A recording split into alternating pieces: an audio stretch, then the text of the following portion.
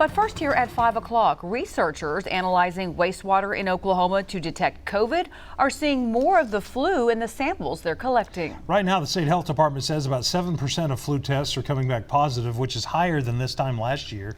News on 6's Jonathan Cooper is live with how the new data from the samples could predict how bad this flu season is going to be. Coop? Craig and Lori, researchers at OU have been studying wastewater in the state for more than a year now, including right here in Tulsa. And recently, they found some interesting data. It may be a dirty and smelly job. Everybody has to go to the bathroom, and that's what gets picked up in these samples. But researchers at the University of Oklahoma are making big discoveries in our wastewater.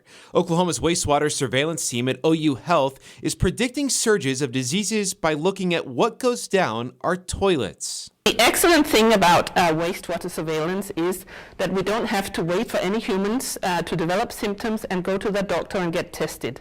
In the wastewater, we see the pathogens immediately. Dr. Katrin Kuhn is an infectious disease epidemiologist and has been working throughout the pandemic to predict COVID and other disease surges about a week before case counts increase. In recent weeks, teams in Oklahoma City and Tulsa have seen increased levels of influenza A.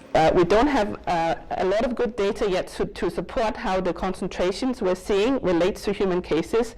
But we're definitely seeing an increase in the concentrations of influenza virus. Kuhn says it's something they're going to watch closely, as any surge in severe flu cases could put a strain on hospitals already dealing with staff shortages and COVID.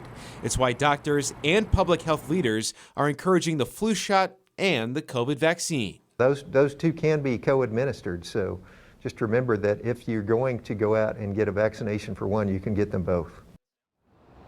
Now, researchers are also seeing a little bit more COVID in the samples that they are testing. They are testing it for the Omicron variant, but they say they are waiting on genomic sequencing to come in to determine if Omicron is here in the state. Reporting live in Tulsa, Jonathan Cooper, Oklahoma's Own News on 6.